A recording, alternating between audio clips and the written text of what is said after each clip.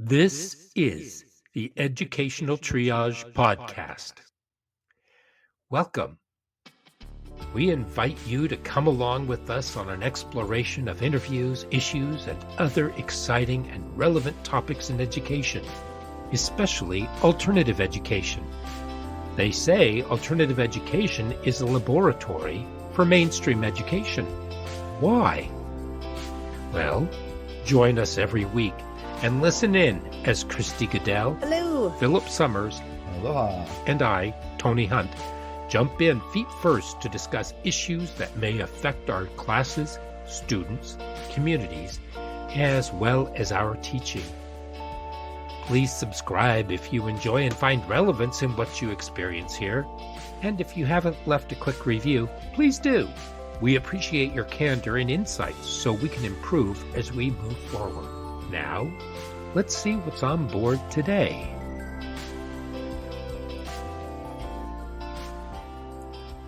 And welcome back for another round of Educational Triage. This week we have the glorious Christy Goodell hello. and the ever-constant Philip Summers. Aloha. I want to be glorious too. Ha! Okay. The glorious is Philip. Is it the plural for glorious is glorious? It says The Gloriati. gloriati. Oh, Glorious. that sounds like Illuminati. Glorious. Now I understand. Or the Glitterati. Oh, But I that'd be digress. good. Tells me where your brain goes, right? Okay, so this week we're going to talk about burnout because it seems to be a major issue going on right now. And before we do, did you know that in Florida, which has the largest teachers union, it just came out, I think, today or yesterday. I saw it on Teachers Pay Teachers Network, and then I saw it posted in a number of other areas. In Florida alone, they have 9,000 teacher vacancies. Oh my gosh. Yikes. I guess the first question is out. Like, what's their total? I mean, 9,000 is huge, right? But 9,000 is huge, but in one county, in one district, there's 400 vacancies. jeez, Yeah. that's crazy. Yeah. If we take a look, and Teachers Pay Teachers also reported that 48% of current teachers are looking to change their profession and to get out. Yep. And then I was listening to other network reports, and the number went over 50%. If you go on to YouTube and other sites, you will find tons of teachers talking about why they left or why they are leaving. And a lot of these reports come from before the pandemic. Yeah. Oh, really? Oh, Yeah, boy. but the I saw that. pandemic actually exacerbated the situation and made it even worse. So it's amazing that districts and others tend to be tone deaf and they're not looking at it. I don't know why. Yeah. And the one thing that because I mean, we saw the teacher shortage this year when we couldn't get substitutes. Right. Yep.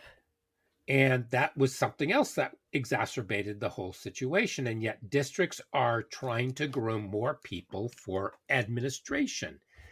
And they're not looking to hire more teachers. They're looking at bringing in more administrators.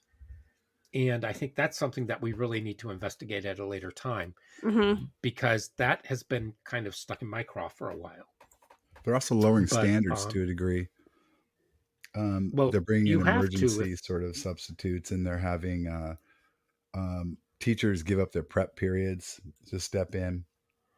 That's not lowering standards, but that's also, degrading the working standards. They're doing all kinds of patchwork, except they don't. For example, I'm one of those guest teachers. In one district, they paid good 30% less than the other districts around them. So no one really ever subbed for them. So they were always 30% less, 30% Yeah, less. about that. Yeah. Yikes.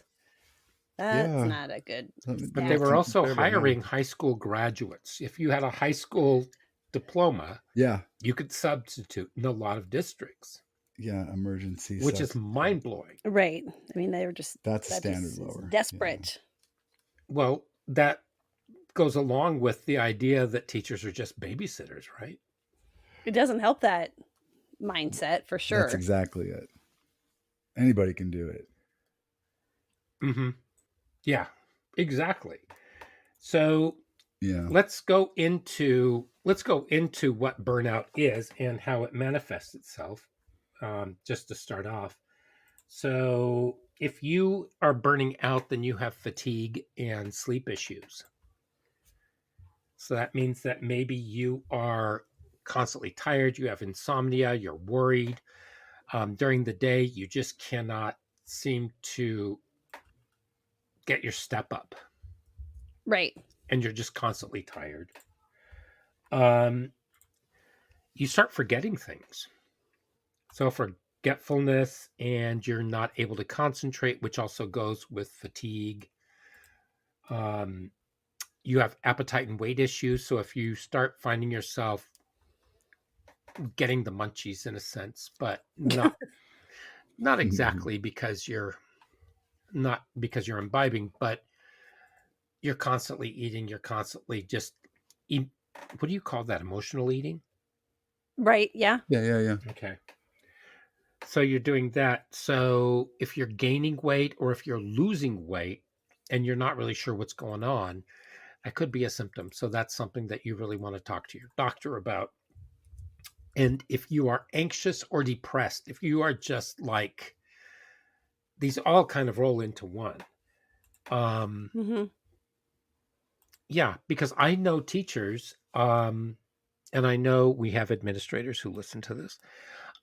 We have teachers who sit out in their cars waiting until the very last minute before they have to go inside. And some of them are actually in tears before they go in. And they just do not want to go in. And it that kind of blew my mind because they don't show that at all. And these are teachers and the students love them. And if you were talking to them just in passing and didn't really know them, you would have no idea. I know why. Right. I know why they do that, how they pull that off. It's what feeds them. They don't want to go in till the last minute because they only want to deal with the kids. They don't want to deal with anything but the kids. And so that's what you're seeing.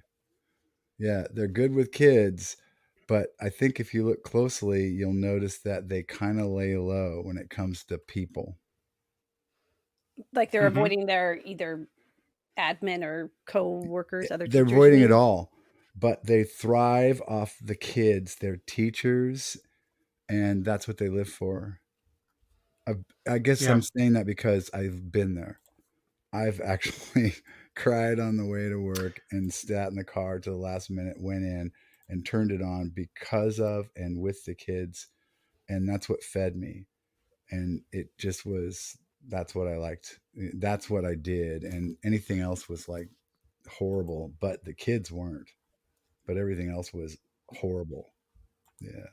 Well, I'm going to bring up the reason why you did that because I know what happened with you, but I'm not going to go into the specifics of it. And Christy, you as well, and myself to an extent. But that was bullying. There was peer bullying and administrative bullying going on. Yeah, right. And I experienced a lot of that too, but I never gave it a whole lot of credence until they made it personal. So, but see, that's what I don't understand. Why nobody wants to bring out, because that is not listed as one of the causes of teacher burnout. Bullying? There's nothing about peer-to-peer bullying. Yeah. Teachers bullying teachers, which they do. Yes, I mean, Philip, you're a great example of that.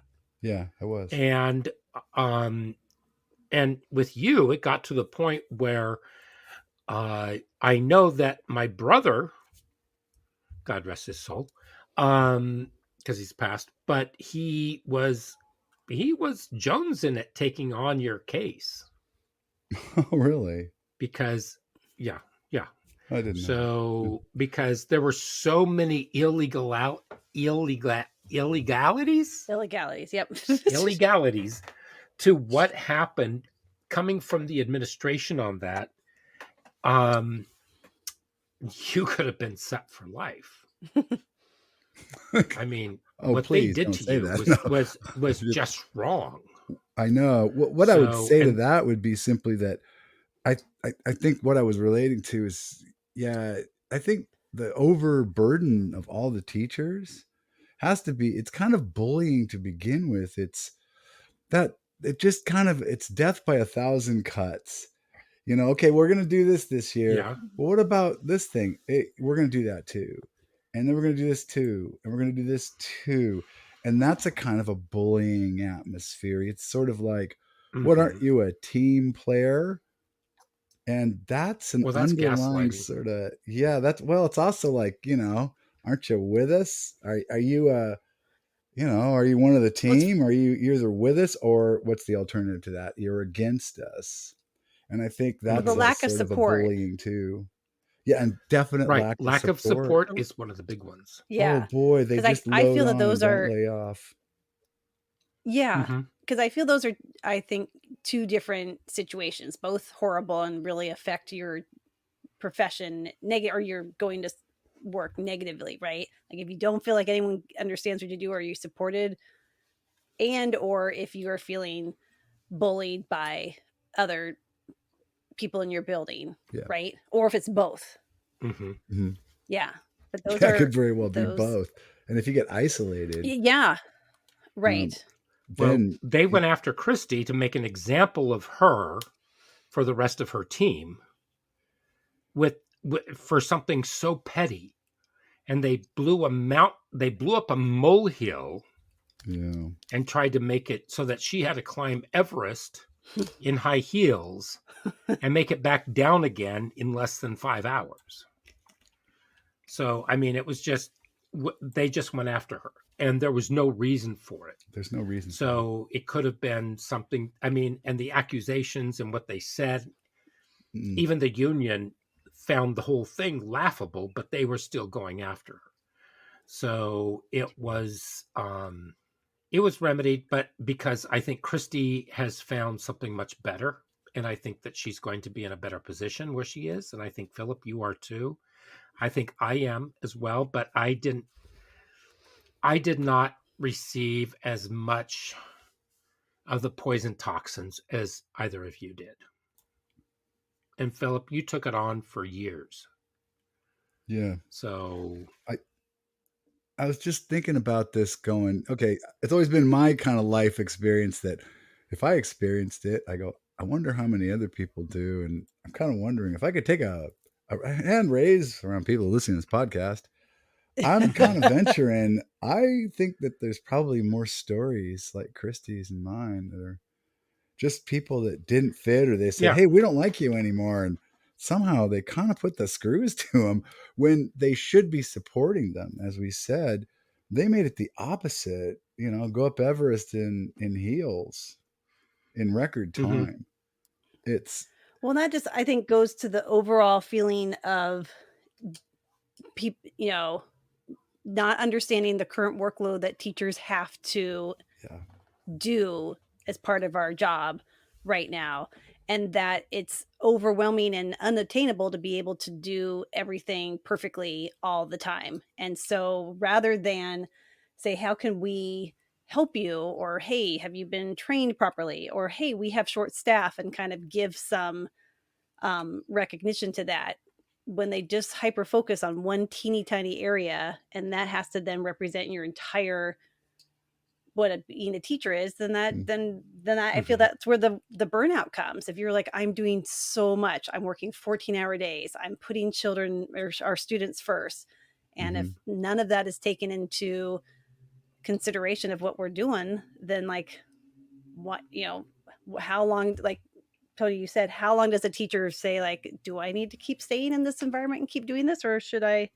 right, can I go elsewhere, either like a different district or a different building, and a lot of people are just leaving the profession completely. Well, yeah, with good cause. And believe it or not, but enrollment in teacher prep programs is down by over 35%. It's been going down year after year. I mean, first of all, who wants to go get their master's and then serve an unpaid internship and take on even more student debt to be put into a job that pays probably 40% less than what you would make in the private sector? Yep. With that amount of education, right? Right. Yeah. With a future that looks awful dim, worse and worse. Yeah, but you don't get all the days off that you get as a teacher, and that's something that everybody wants. My mother went into teaching because she knew that way when we had summer vacation, she would have summer vacation. So she would be there, so she could take care of us and everything. Right. And she didn't go back to work. Once she started having kids, she didn't go to work until we were all in school. And, that is as a parent, right? That's a definite perk of being, but there's that misconception that we get paid for our summers off, and that is not true. And a lot of people are working over the summer to compensate for the, like you were saying, it's not poor salary because, once you work for amount of time, the salary is fine, but you're right. It's not comparative to other professions. What if I told you that what you make this year with inflation is the same amount that you would have made in 1977? Oh, that is painful. That's painful. That's hard.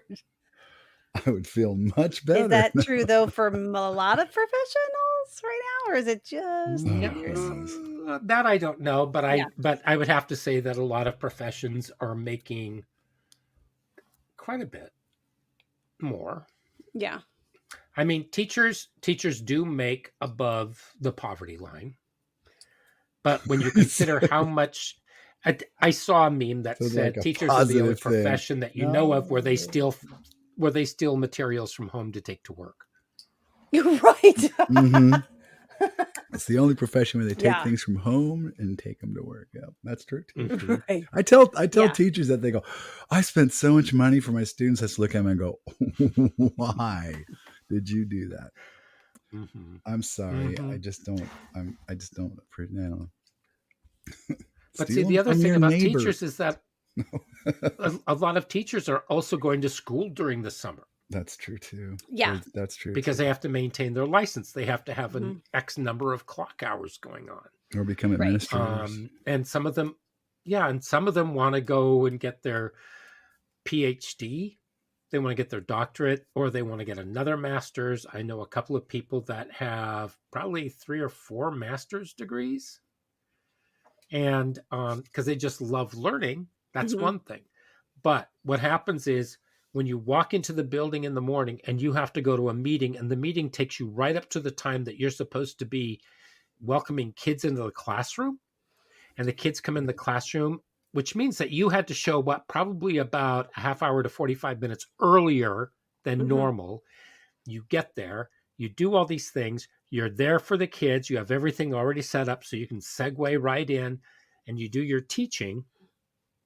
And then you have a 5 or 10 minute break between classes where you're working with kids and other people are coming in. And if you have to go to the loo, you've got to really, really race. You got to put the sprint on. Yeah. Depending on where the staff bathrooms are, if you have staff bathrooms. And they're free because other people are doing the same sprint. So it's almost like a Spartan race. Yeah. And then you go back in, you do your next period, and maybe then you get lunch. For some, maybe they get a recess. It really depends. And if you don't have enough people, then you don't have enough coverage. So you are on. My first job in alternative ed, we showed up at 7 a.m. and we worked straight through until 4 p.m. because kids would start coming in at 7:30, and by 8 o'clock, the kids were there, and you had whenever the kids took a break, you took a break with them because you were also supervising them. At lunch, you took your lunch with the kids because you were supervising them. You were there, and the pay was far less than what I made in the public schools. We learned a lot, but it was exhausting. But then you get into the groove and you really do relish your time. The one thing I did, because teachers are complaining about the workload too, because what other profession do you not get paid for doing your work? Because right now, with the teacher shortage, if you go to work and you start a half hour, 45 minutes, an hour before school, and I know one teacher who used to show up around 6 a.m. every morning, and he would work until 8 p.m. And it's like, dude, get a life. Seriously, what are you escaping from? And he would work straight through. He knew his stuff. He was fantastic. He was a great mentor. He retired, and he was very much respected, but he loved his work. But then finally he felt like it was untenable. Well, dude, you burned yourself out. Right. One thing I learned when I was doing what I was doing was because my mentor caught me and she said, "What are you doing?" I said, "Well, I have all this work to do." She said, "It'll be there in the morning. There will always be more work to do. Take care of the work that you need to get done during the day, but at 4:15, you're gone." I said, "What do you mean?" She said, "You don't stay past 4:15. You're out. You'll still have paperwork in the morning. Don't take anything home." And I learned to work with that rule, which is really tough, especially with you with special ed, right? Yeah, it's so hard because our prep periods are usually when we are holding meetings with families or, eval planning meetings, or we're meeting, having, I mean, when you were saying that the example of the teacher who has meetings and then up until the bell, like that is every morning for me. Every single morning I had either, team meetings, committee meetings that I held for my caseload. And then on the one morning when I would be like, this feels weird because I haven't had this in like 3 straight weeks. Like I didn't quite know what to do.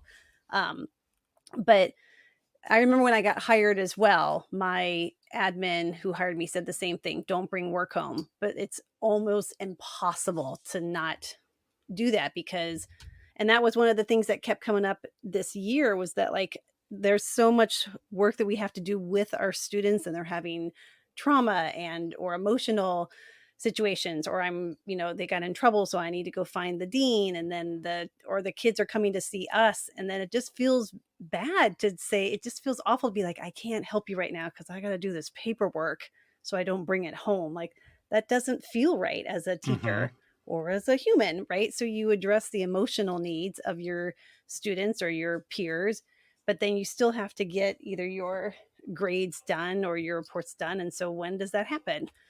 You either do it tomorrow, but then there's another issue or stressor, right? And so it just always feels like you're under this huge, you just feel like you're in quicksand, right? You just cannot get out of it. To the top. Yeah, it just feels like it's on all the time. And so that's, I think, what is burning teachers out, because it's not a job that you can be like, bink, turn off my computer and I go home and I don't have to do anything. Like a lot of jobs or careers, right? You don't have I had a different situation. When it came to that, I was alternative in a smaller building, and my schedule was a morning and an afternoon session of about 2 hours and 50 minutes. And it was a high school completion session. And so I would have the morning session, and then I would have an hour off. And I would go for a run. And at the time, I was doing a lot of runs and such, and so I'd use it as training time. And it would really blow off a lot of steam. And then I'd come back and I'd do the second session. And the way the sessions worked was that I could work with kids and work with the stuff I had to do and get all my paperwork kind of worked out and squared away while I was doing what I was doing with the kids. Now, I was in the room with them for 250 solid, but it was like intense work, and it was with good breaks, and I balanced it really well. So it's occurred to me since I become a guest teacher that trying to balance that period time, 50 minutes, ring bell, 5 minutes, that's an unnatural thing. It's unnatural for the students. It's unnatural for the teachers. And it's like screwing you up a lot. It would be a lot better if you had that time around where you did have that. You could work with one kid and maybe balance this piece of paperwork out and then answer this question instead of having to go across the school to solve that problem and this and one kid in this period. You know what I mean? I noticed that. Mm-hmm. The school schedules themselves really create a lot of problems with just, we try to work around it, but I think I use this analogy. It's kind of like when you're playing a video game and there's something in the video game that's out of rhythm and it's there to mess with you. This is like the whole underlying schedule of a high school messes with you. It doesn't allow you to get a fluid, you just don't get going. The bell rings, the kid leaves, kid comes, bing, Yeah. it's weird. You have to go now. Stat that one of the stats that Tony used, that we shared an article, was the School of Education online program, something like that. And they were talking about all the different situations that were contributing to burnout. And one of them was that, and it happened a lot in CDL, and I think it's continued, is that we are just getting constant emails and requests and hey all the time, right? Mm-hmm. Like you may be a person that, like, if you are that teacher who 4 o'clock click and you don't do anything until you go back the next day, which is like awesome, and that's my goal. But then you come back, you're like, holy cow, I have like 50 emails now that are all right. I gotta go through parent, and here's this schedule, and here's this calendar invite, and here's this PowerPoint that you need to share with your team or your students tomorrow. And you're like, oh my God, right? Like, so you just it's hard to find the balance because it's just coming at you all the time. It's just all the time. That was one of the things I could do. I could answer the emails as they came in, help a student do this thing, go back, no, I can't do that meeting. I can do this. Here's a comment. Okay, click. And I could hit the emails as they came in. I didn't get them like 10, 15, 20 at once. Because the periods, the bell, I'm back in my period now. Yeah. It's really hard. I had an administrator who asked me, they said, why do you answer all your emails so quickly? And I said, because if I don't get to them as soon as I can, I'm not going to. I just don't have time, and the flow just isn't there for me to get them done. Yeah. So I have to.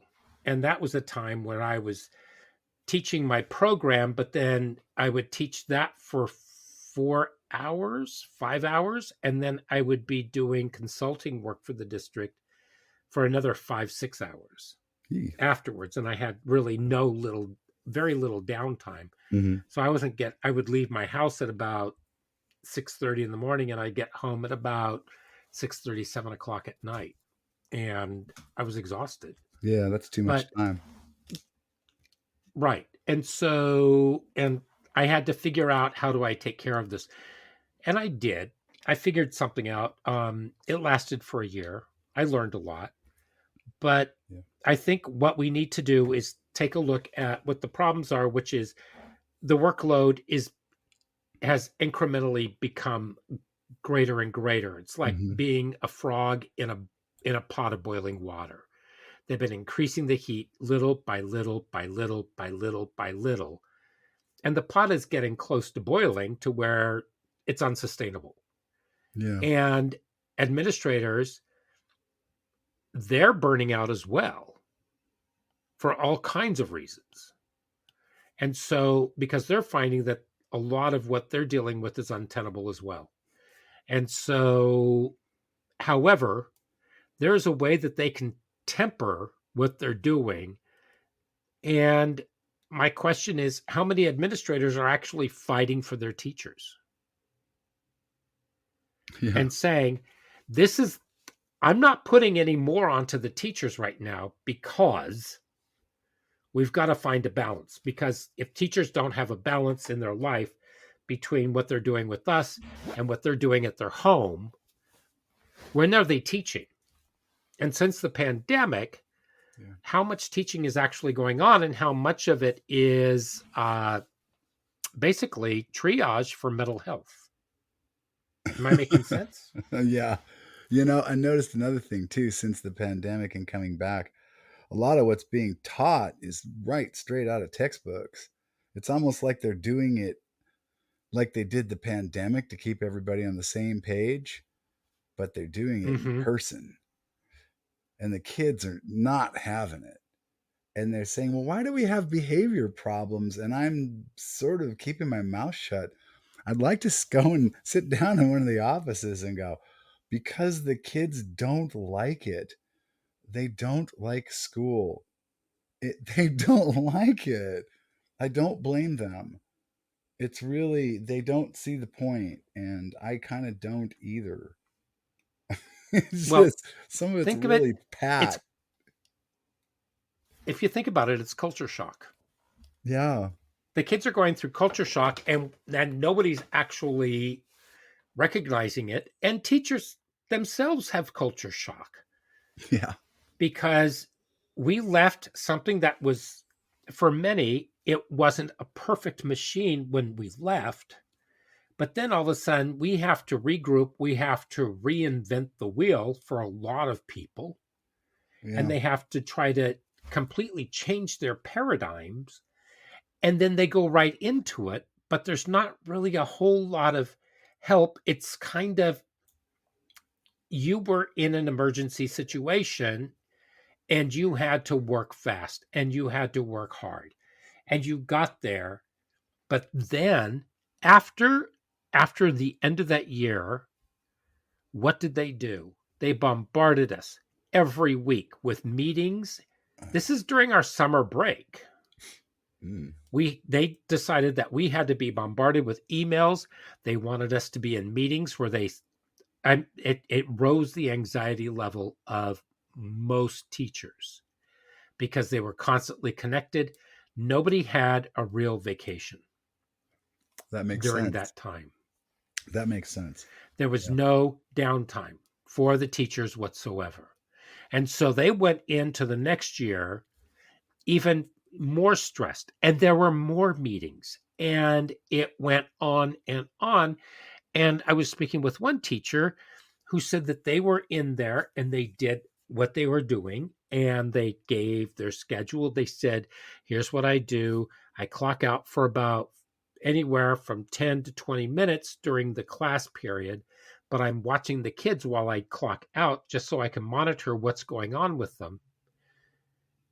And the admin kept going in during that time when the teacher wasn't present in the room and admonished them for not participating with the students when the students were doing their work at that time. Am I making that makes sense? It appeared that they weren't doing their job, and yet what they were doing was doing their job while on their break. So they weren't being actually it wasn't supported. A break though. They were being admonished. They weren't taking a yes. They gave the kids a break from them. They didn't take a break. They were still watching the kids without the kids realizing it. Yeah. And so there was this hypervigilance from administration trying to catch them, trying to make sure that the kids were still going and that the programs were still happening, but then going after the teachers for not being present when the teacher said, I am present. I'm just giving the kids a break from me, because what kid wants to be with their teacher for an entire 90 minutes? Yeah, there's the thing about it is too, that there's a certain amount of professional leeway that teachers have. And I noticed that there was a punch clock. Yeah. There was an issue when I was leaving about 5 minutes early to get over to the high school real quick to do a driver's ed duty for the high school. And I was just trying to beat when they get out, And the difference between the 5 minutes is like critical, because if you're trying to get in the parking area and all the kids are trying to get out, oh right, everyone is anywhere near a high school, and if the you time it staff wrong, copitude, it's like, they talked to they you've told gotten into a whirlpool of death. Yeah, it's a whirlpool of right. death. It's like a target rich environment, and I'm the only target. So they told on me, and the administrator came and said, well, you got to stick around till 3. And I said, this is ridiculous. I have a master's degree and 20 years experience. I'm not punching a clock. You don't punch work a at clock. Popeyes or McDonald's. Right. It's like, this is ridiculous. It's like, I don't know what, for God's sakes, my coworkers wanted me to punch a clock. I don't know where they came from, but they just started their careers a few years ago. It was ridiculous. No, I have a master's degree. I need to get to the high school to do a job there. They don't know job's not being paid hourly, speak. so why would you have a clock that's going to treat it that way? Mm-hmm. Yes. That just seems ridiculous. It's not right. I mean, you're not being paid every quarter hour. We're paid annually. So why would you have a right? I mean, you have contractual times that taken care of. Technically, I couldn't leave till 3 Mm-hmm. o'clock. Big deal. I left at 2:55. I was like, oh my goodness. My previous school district, when I first started teaching, I was coaching track, and one of my other my fellow coaches and stuff, we had the same prep. So we would run, like, not the entire time, but we would run in the neighborhood, and then we would come back, right? Promoting mental health. We're getting out of the building. We're getting healthy. We're, and then we were told we couldn't because it looked bad that teachers during the day were not at school. And so we were told we couldn't do that. And I was just like, are you really? Like, it's not like it's not like I'm teaching right now. And I, left my classroom alone. I'm like, this is my prep period. That's your and if this is helping me.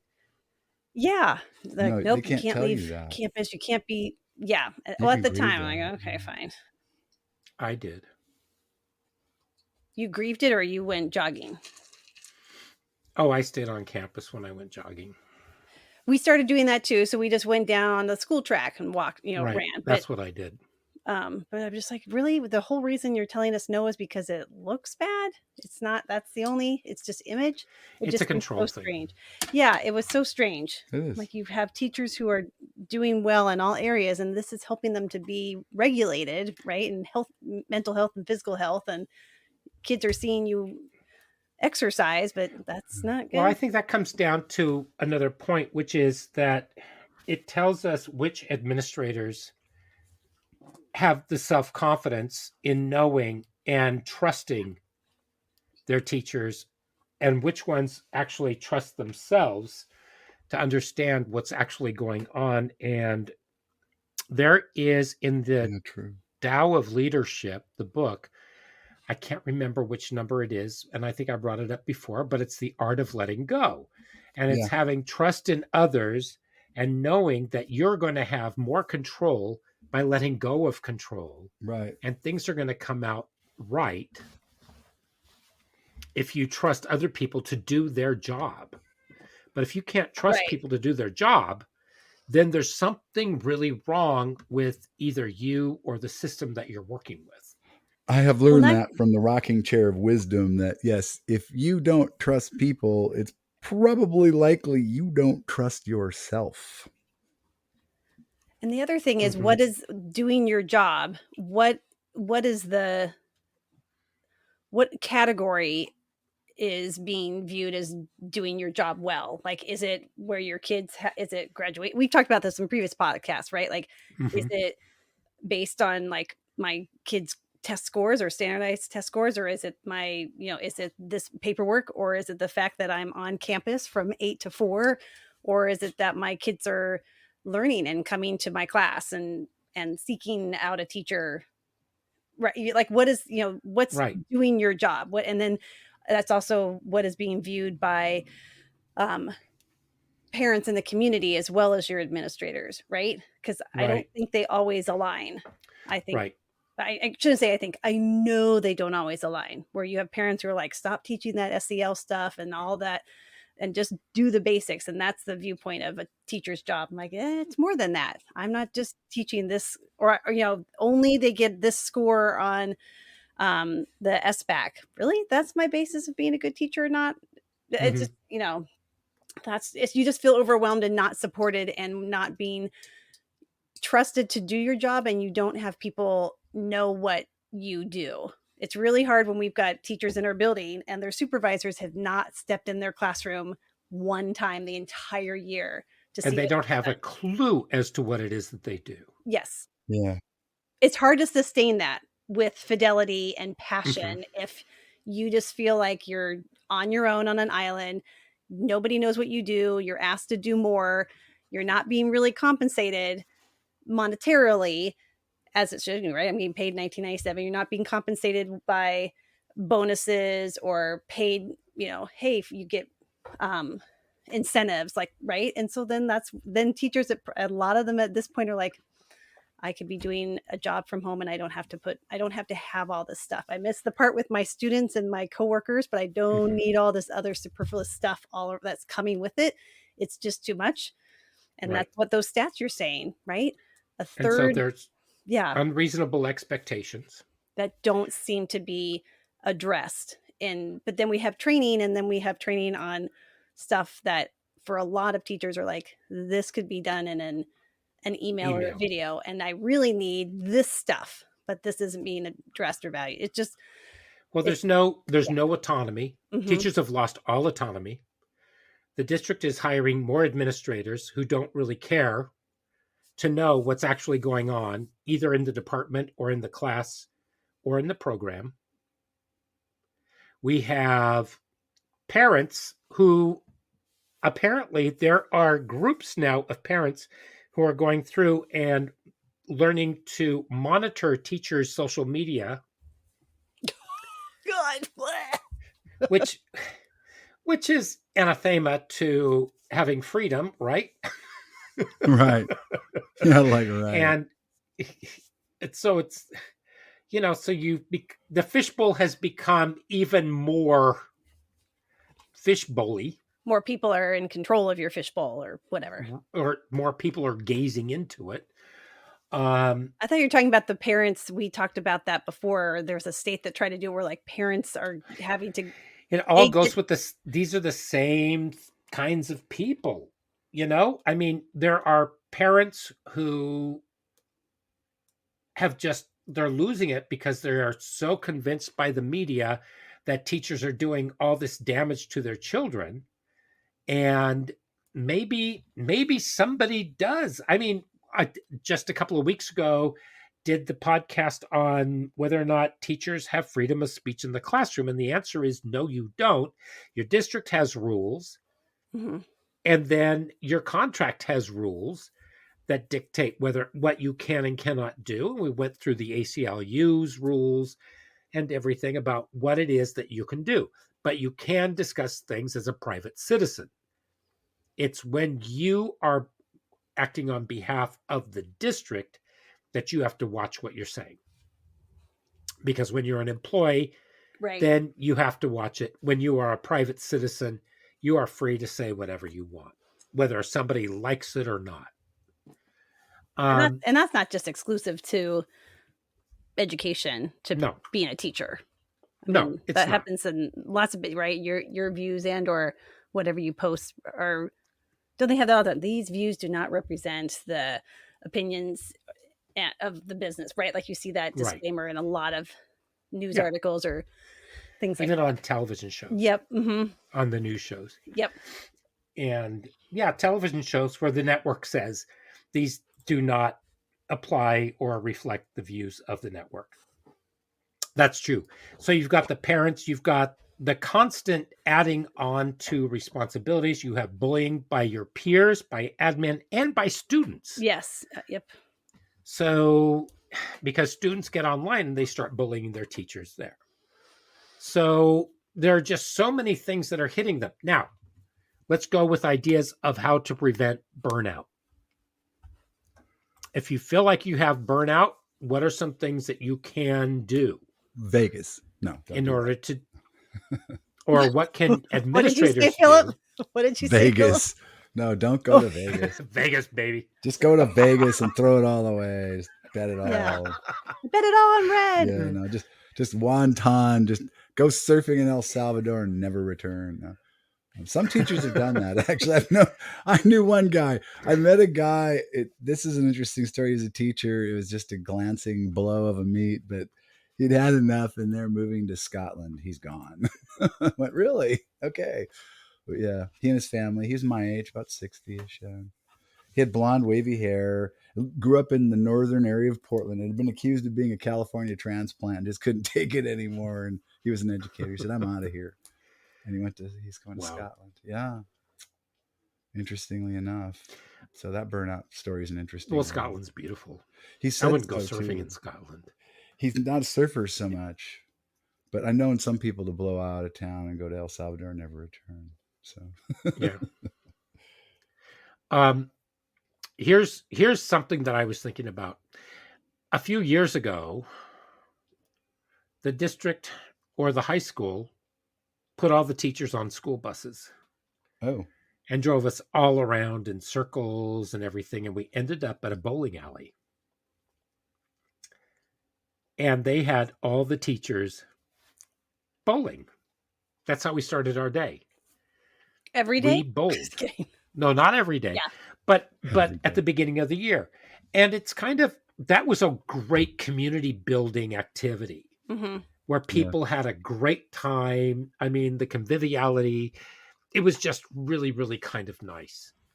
Now, why does that happen at the beginning of the year, but not in the middle of the year? Right. And not at various times of the year? I would say that it would be nice if during PD, mm-hmm. every once in a while, that would be a part of PD. That we do something together as a big group. And just go off and do something. Mm-hmm. Right. Our district has done that every once in a while. I can remember different team building and, but you're right. Yes, I like that idea. And yeah, I mean, it's just something. It breaks the ice. It allows people to not be so that. What do I call that? The laces that have been binding them for so tightly can actually become untied a little bit. And it allows them to release some of that angst and that anxiety. Well, you get to be part of, because it sounds strange, but teaching can be very lonely, right? Yes. But to be a teacher, you have to be fairly in need of social interaction, right? Because you're even though you're with people all day, it's lonely because a lot of times those are students. And so having what you were describing, those team building or, just mental health time, or we had wellness committee. Remember, we had that where they tried to plan activities that people could join. And it's just sometimes nice to see other staff that you just don't get to see because you don't have the same prep or you're on different sides of the building, and right. And so I think it's very important, I think, to have those kind of planned events that throughout the year, because it's hard in every part of the calendar is super stressful. So there's never a really good time to have, right? You're either getting ready for the year, you're getting ready for finals, you're getting ready for second semester, you're overwhelmed at the holidays. Now it's spring break. Now we're clawing on to the end of the school year. Now we're done, right? So there's never a good time. But I think it's important that teachers get to feel included and part of their building in some capacity through those activities. It would be nice if it could be handled during the workday. And the reason why I say that is because a lot of people, by the time that they finish work, the last thing they want to do is go back into a work type situation. Right. Which is why having it on those PD days I think are really smart, but you got to have it balanced. You don't want to have a whole day with that activity, because then teachers like, I really need to prep for tomorrow, or that's my collaborative time. Well, it lasts for maybe 2 hours. Yeah, but I think if they know it's coming, because teachers are also creatures of habit, and so we need to. Oh, hi, puppy. So I think that is it builds a positive environment. It builds collaborative, and it just is that kind of social need that a lot of us in the profession need to have, that atmosphere where it's not, I mean, I totally agree. And I am a big proponent of it. And obviously, because almost every time we have one of those activities, I'm like, I'm in, like, because I need that on so many levels, right? But I think that is definitely one way that admin can help prevent burnout with their teachers. And I think another thing that we've kind of keep talking about is, although we've said like, hey, don't bring any work home, but I do know that I purposely didn't do work emails after like 5:00. Like, I try to really not answer emails all day and all night. I remember when I think it was someone in my department was like, if you continually answer emails like at 6 a.m. and 5:00 at night and on weekends, then you're giving permission that that's okay. And that's part of your job expectation. And so it'll just continue to happen that way. And so he's like, just keep it with your business hours. And then that you can kind of protect your personal time and your work time. It doesn't always work, right? That sometimes is a pipe dream. But you still need to draw boundaries, and you need to be forceful with that. Yeah. Because, hey, I'm paid to be there from 8 to 4. Right. I gave you my time. I'm doing a little bit of work tonight, but now it's time for my family. Right. Or to just not do work. Right. And I even love that feature that on some email systems where you can set the send time, so that even I may have like, oh, I have to send this email and it's at 9:00 at night, but you can send it like with a delayed time. Send this tomorrow at 8 a.m. or right. I love that feature, because then it lets my brain process when it needs to, but then I can still preserve that like work time. Whoever I'm sending it to is getting it during my work hours. Right. And so I think it kind of perpetuates like, this is my work time and this is my non-work time. And another one I was thinking of is, we need to have more like mental health days built into our contract. And that's super hard. And I know our union's fighting that, and a lot of unions are. But like, you shouldn't feel guilty for using one of your sick days and not be, and use it as a mental health day, right? Well, golly, didn't the state allow students to take mental health days? And it was encouraged. Yes. And so I have always taken mental health days. People always say, feel better. Hope you're doing really well. Hey, I'm fine. I just need a day off. Right. And it's not as though when I left this year, I still had between 18 and 20 weeks of sick leave. So take those days. Don't feel guilty. They may try to make you feel guilty, but remember this. As soon as you leave, or if you were to drop dead, before you had your funeral, they would have posted your job. Right. They would too. You got to get covered. They would. And they have it covered. Man. It's true. And it's easy for, we experienced long timers. That's not the right word, but like we've been teaching for a long time, and we all have those hundreds of hours of sick time. But if you're new and you only get the 5 days, or if you're new and you have a child, those days are gone. Like, you burn them in 5 seconds. And so and then you have to take unpaid. It's awful. It just shouldn't be that way. You're talking me into quitting here now. No, I'm whoop, whoop. And some districts are better with it than other. You can have, and some people, like, you get a floating holiday, or you get one personal day, and maybe that just needs to be restructured. Like some corporate businesses, if you accrue it, you can then take a sabbatical and you're not penalized for it. Right. We used to have sabbaticals. Yeah. And you can come back to your job. And now if you take a sabbatical, you are sometimes guaranteed a job within the district, but it may not be what you were doing. Right. And so then people are fearful. You. Yeah. Teachers get fearful of taking those days off because they're worried they're going to be involuntarily transferred, or they're going to be put in a different building or at a different level. And so there's this constant layer of fear behind teaching, and that should not be part of what motivates I think the the unions need to do their job. What needs to happen is people need to force their unions to do things.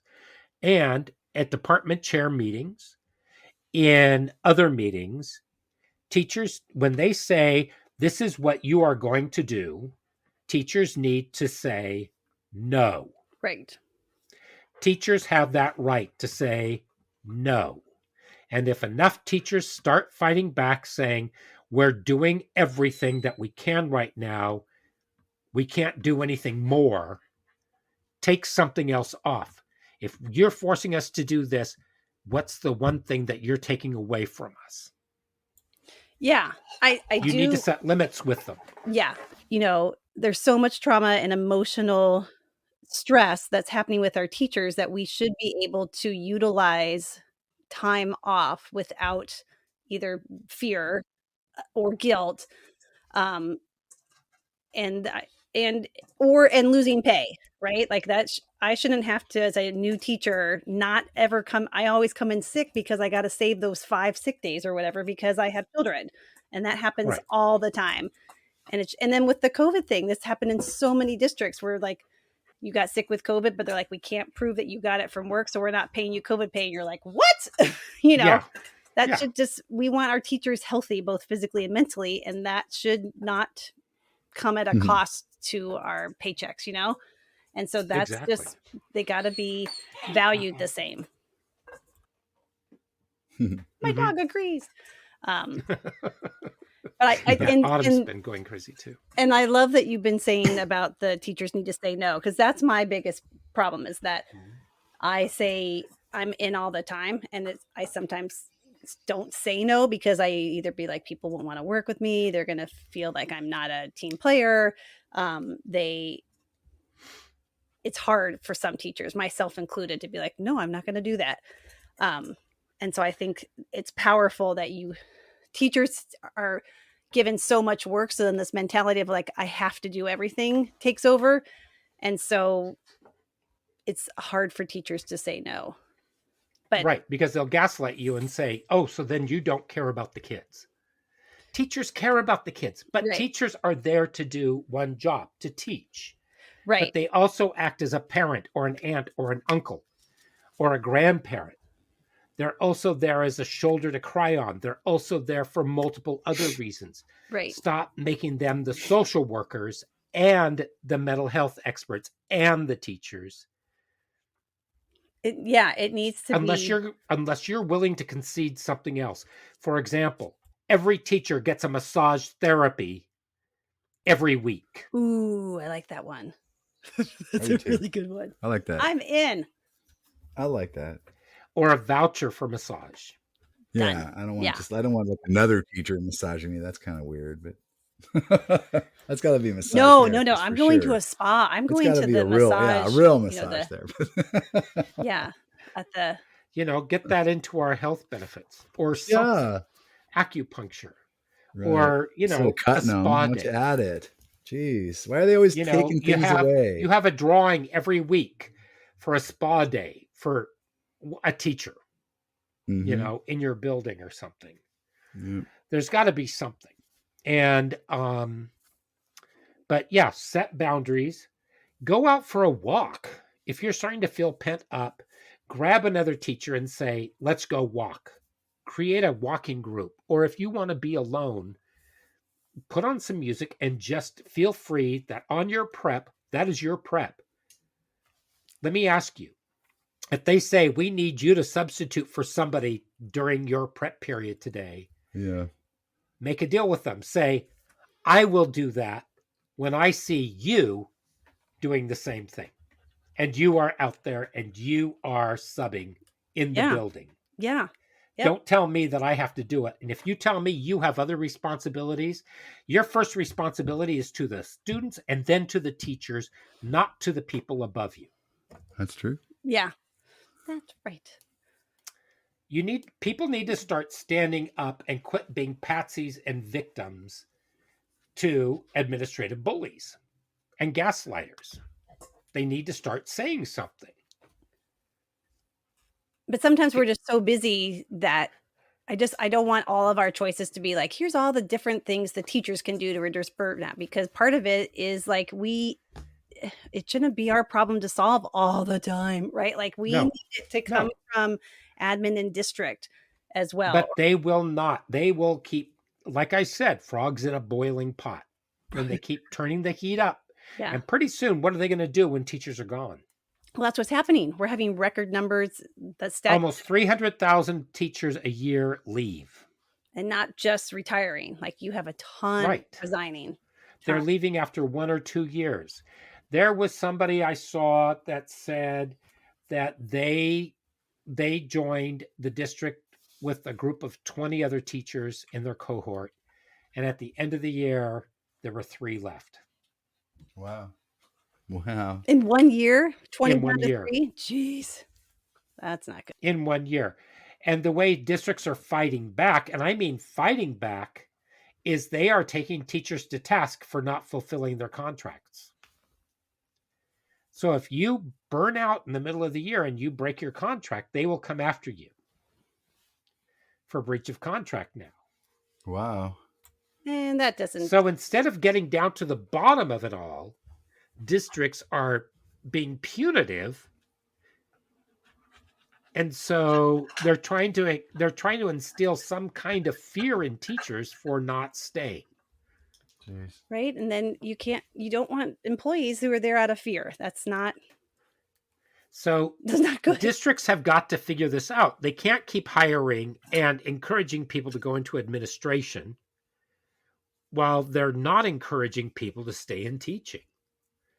Because what are they gearing up for? Are they gearing up for a complete online where the kids are just passive? Are they gearing up for something where only the people who have money, the elites, can get a really good, solid education in the classroom? So the question is, what is it? So maybe we're not going to solve everything today. What? There's some articles, and reading materials and some videos down in the show notes for everybody to look at. And I know that there's a lot more that we could talk about, but I think we've run out of time. Yep. So part 2. Dun, dun, dun. But we're burned out. Okay. We're going on. We're leaving here. I know. That's it. Nice. Nice way to end it, Philip. We're burned out. Yep. Poor Philip. Okay. So I'm going to say thank you to both of you. Thank you. And we will see you all next week. Please subscribe and leave us a review. And we'll see you next week when we talk about the metaverse. We'll do it. And virtual reality. How can education go into the metaverse? Is it worth it? Can we need a soundtrack? Can we do it? Should we do it? No. Okay, yes. So until then, I will say thank you, Philip. Thank you, mahalo. For all of your gloriosity. And Christy, for all your gloriousness. That's the gender Perfect. of the word glorious. I don't know what's happening. We're just making it. I love it. So we will be back next week. Thank you. Bye-bye.